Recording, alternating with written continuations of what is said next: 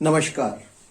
मैं डॉक्टर आशीष कुमार श्रृंगी, चित्रकला विभाग, राजकीय महाविद्यालय बूंदी। डियर स्टूडेंट्स, काफी दिनों से हम लोग लगातार संपर्क में हैं वीडियोस के थ्रू, और उम्मीद कर रहा हूं कि आप लगातार मेरी बातों को देख रहे होंगे, वीडियोस देख रहे होंगे और अपना काम लगातार कर रहे होंगे।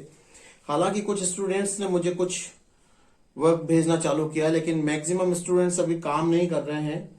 तो जब तक आप मुझे फीडबैक नहीं देंगे तो मुझे आइडिया नहीं होगा कि आप कैसा काम कर रहे हैं। तो आप लोगों से मैं बार बार यही रिक्वेस्ट कर रहा हूं कि आप काम करें और मुझे पोस्ट करें काम, क्योंकि आप पोस्ट करेंगे तभी मैं उसमें कोई करेक्शन आपके लिए कर पाऊंगा। एनीवे, पिछले वीडियोस में हम प्रैक्टिकल पेपर की बात करें तो एक तो बात हम कर चुके हैं आपके पोर्ट्रेट्स की। पोर्ट्रेट के बारे में मैंने काफी वीडियो आपको पोस्ट किए हैं। इसके अलावा रेंडरिंग की भी बात की है। यहां मैं आपको बता दूं कि आपके 3 पेपर हैं। एक थ्योरी का पेपर है जो लगातार उसके साथ साथ चल रहा है, 3 यूनिट उसमें खत्म हो चुके हैं हमारे चित्रकला का पार्ट। एक प्रैक्टिकल पेपर है आपका पोर्ट्रेट पेंटिंग का, यानी सामने एक व्यक्ति, एक मॉडल बैठेगा, उसका आवक्ष चित्र यानी धड़ तक का चित्र आपको बनाना है। और दूसरा जो प्रैक्टिकल पेपर है वो है आपका रेंडरिंग। तो रेंडरिंग और पोर्ट्रेट, ये 2 प्रैक्टिकल पेपर हैं। ये 40-40 नंबर के पेपर होंगे आपके। तो 80 नंबर का प्रैक्टिकल पेपर हो गया आपका, और एक पेपर 100 नंबर का थ्योरी का हो गया। तो 180 नंबर का आपका ये पेपर हो गया। और 20 नंबर का ये वर्क जो आप तैयार करेंगे साल भर में, जिसको हम सबमिशन वर्क कहते हैं या गृह कार्य कहते हैं, ये आप फाइल जमा करेंगे, उस पे 20 नंबर आपको उसके मिलेंगे। टोटल आपके 200 नंबर का पेपर है। आप लोगों से मैं बार बार बोल रहा हूं कि आप लोग वीडियोस देखें, और वीडियोस में जैसे मैं आपको समझा रहा हूं उस बात को समझकर आप अपना काम शुरू करें। जब तक कॉलेज नहीं खुलता तब तक हमें इसी माध्यम से जुड़े रहना है और लगातार काम करना है। अगर आप लोग काम नहीं करेंगे तो लास्ट में मुश्किल आप लोगों को आने वाली है। आप लोग लगातार स्केचिंग करें, ड्राइंग बनाएं और मुझे पोस्ट करें, ताकि मैं उनमें करेक्शन करके आपको उसमें बता सकूं कि कैसे हम बेटरमेंट कर सकते हैं। आज हम जो बात करने वाले हैं वो बात करने वाले हैं रेंडरिंग के बारे में। पिछले वीडियोस में भी मैंने आपको रेंडरिंग बताई थी। मोटे मोटे तौर पर हम रेंडरिंग की वापस से समअप कर लेते हैं, वो मैं आपको बताता हूं।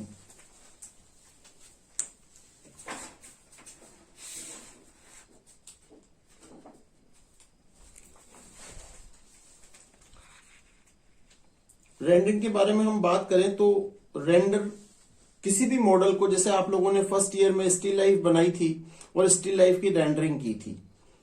स्टिल लाइफ की जगह हम पोर्ट्रेट करेंगे और रेंडरिंग की जगह। तो यहां पर किसी वस्तुओं की चित्रण की हमें रेंडरिंग नहीं करनी है, अब किसी व्यक्ति की रेंडरिंग करनी है। यानी उस सामने वाले मॉडल को एक नए तरीके से कैसे प्रस्तुत करना है वो आज हम यहां देखेंगे।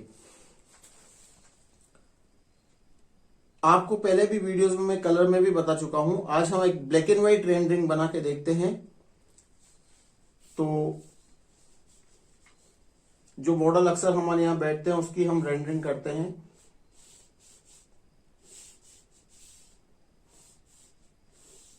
यहां रेंडरिंग का मतलब सिर्फ तोड़ फोड़ मचाने से नहीं है। रेंडरिंग को आप बहुत सिंपल तरीके से भी बना सकते हैं।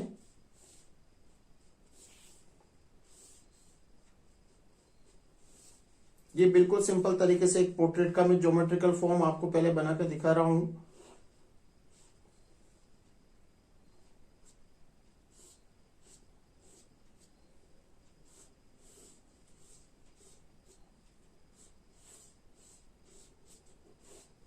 ये हमने एक पोर्ट्रेट का जो आउटलाइन हम पोर्ट्रेट में भी बनाते हैं, ये एक बेसिक फॉर्म है जिसको आपको ड्रॉ करना है, बनाना है।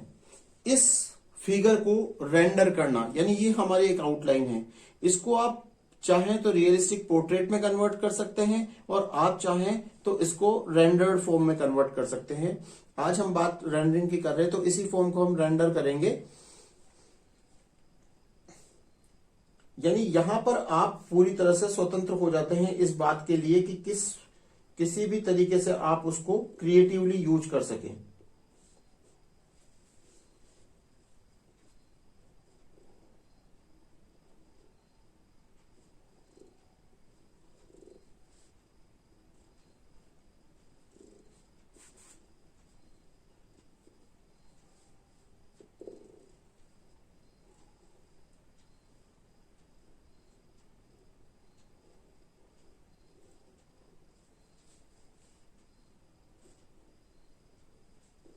बहुत सिंपल तरीके से मैं आप लोगों के लिए रेंडरिंग बना रहा हूँ। बिल्कुल चाइल्डिश तरीके से काम करना है। आप अपने आप को जब तक बच्चा नहीं बनाएंगे तब तक आप पेंटिंग कर नहीं पाएंगे।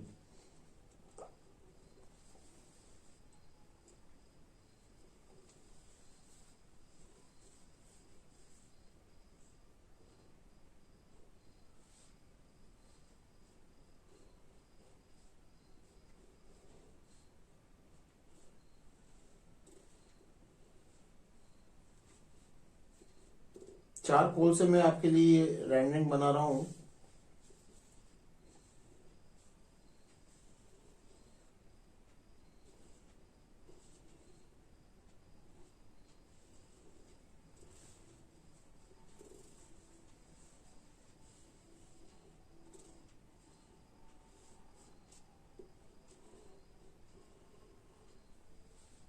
अब रेंडरिंग के साथ आपको ये बात मैं पहले के वीडियोस में भी क्लियर कर चुका हूं कि खाली फेस को बना देना या फिगर बना देना अपने आप में पूरी बात नहीं होती है। इसके साथ साथ हमें जो पोर्ट्रेट जब हम बना रहे हैं तो पोर्ट्रेट में हम पीछे के हिस्से को प्लेन रखते हैं या जो पर्दा सामने हमें दिखता है वो बनाते हैं, लेकिन यहां पर हमें पीछे के स्पेस को भी क्रिएटिवली यूज करना है। बार बार मैं आप लोगों से बात कह रहा हूं, इस बात को बहुत ध्यान से आप समझें।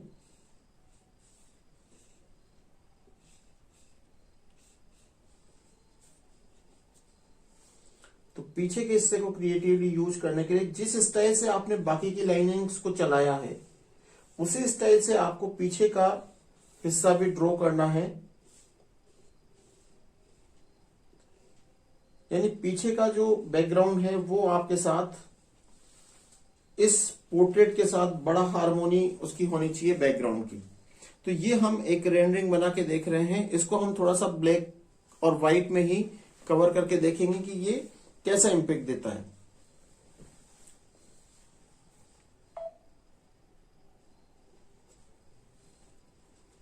इसमें आप पूरी तरह से फ्री होते हो इस चीज के लिए कि आप कहीं भी किसी भी लाइन को किसी भी फॉर्म को आप घुमा सकते हैं। कोई बाउंडेशन कलर स्कीम की या कोई दूसरी तरह की फॉर्म के बारे में फॉर्म के लेवल पर आपके पास नहीं है। ब्लैक एंड व्हाइट में भी काम सुंदर हो सकता है, इस बात को हम यहां पर देखेंगे थोड़ा सा।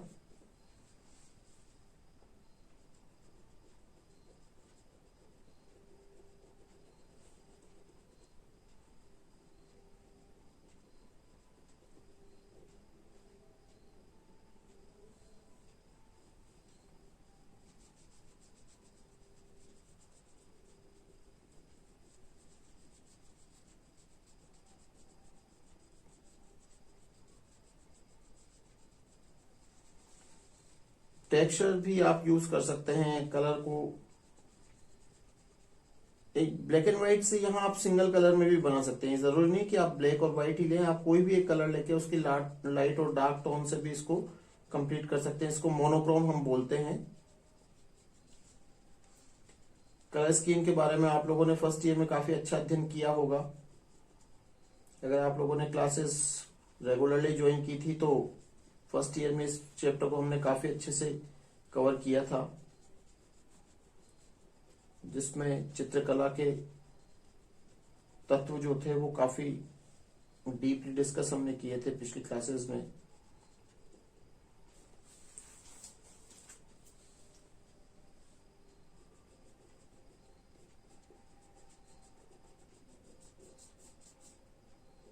यहाँ हम सिर्फ ब्लैक एंड व्हाइट में इस रेंडरिंग को कंप्लीट करने की कोशिश करेंगे। इससे आपको स्पेस और कलर डिवीजन यानी स्पेस का जो डिवीजन है वो डार्क और लाइट से आपको क्लियर होगा।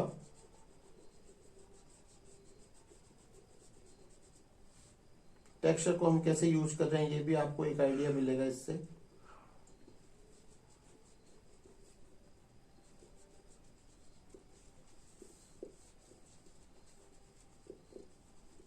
लेकिन सिर्फ देखने भर से काम नहीं चलेगा, आपको इसको समझकर फिर अपने लेवल पर भी बनाना है। कॉपी बिल्कुल नहीं करना है। मैं हर वीडियो में आपको बार बार बोल रहा हूँ, कुछ बच्चे जो हैं वो कॉपी कर रहे हैं।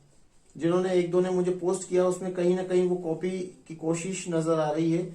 आप कॉपी बिल्कुल नहीं करें। इससे आइडिया लेकर आपको नया अपने स्टाइल में डेवलप करना है। ये बिल्कुल वैसी ही बात है कि जब हम कोई घटना को देखते हैं तो हर व्यक्ति उस घटना को अपने तरीके से व्यक्त करता है। तो उस सामने वाले मॉडल को देखकर आपको अपने तरीके से उस फॉर्म को बनाना है, किसी को कॉपी नहीं करना है।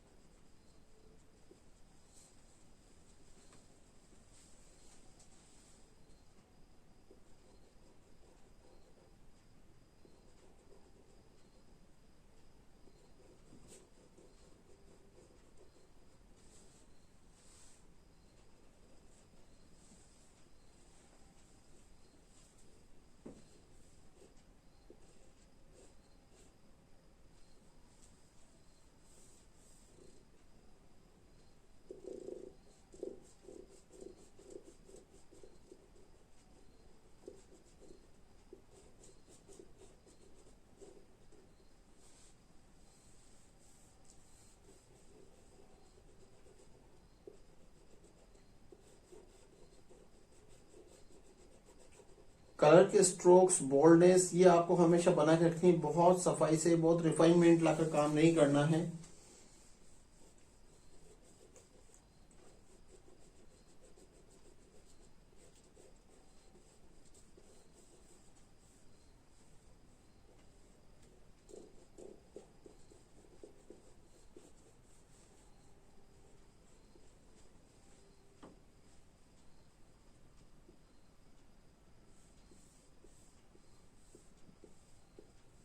देखिए मैं टेक्सचर क्रिएट कर रहा हूं, किसी भी तरह का टेक्सचर आप डाल सकते हैं।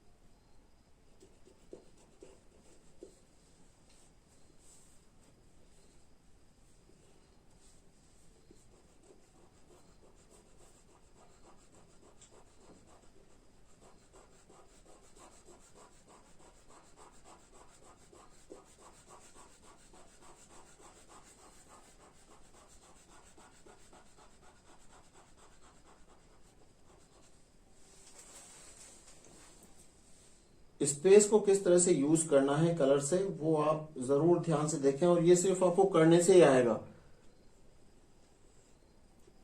जितना आप ड्राइंग करेंगे उतना ही आपको चीज समझ में आएगी, क्लियर होगा। लाइट और डार्क का प्रोपोर्शन, साइकिल चलाते हुए देख के कभी भी आप साइकिल चलाना नहीं सीख सकते, आपको खुद चलानी पड़ेगी उसके लिए। इसी तरह से पेंटिंग को भी आप जब तक खुद नहीं करेंगे तब तक आपको उसका आइडिया नहीं होगा।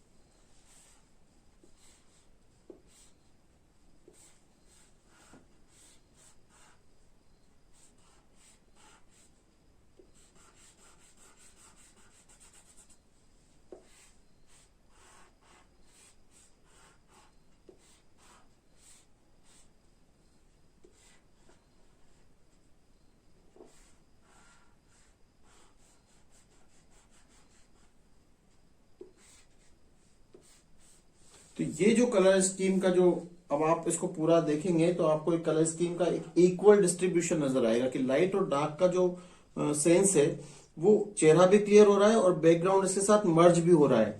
तो दोनों अलग अलग नहीं दिखने चाहिए। जैसे हम सब्जी देखते हैं तो उसमें गट्टे अलग नजर आए और पानी अलग अलग तेरे, ऐसा नहीं होना चाहिए।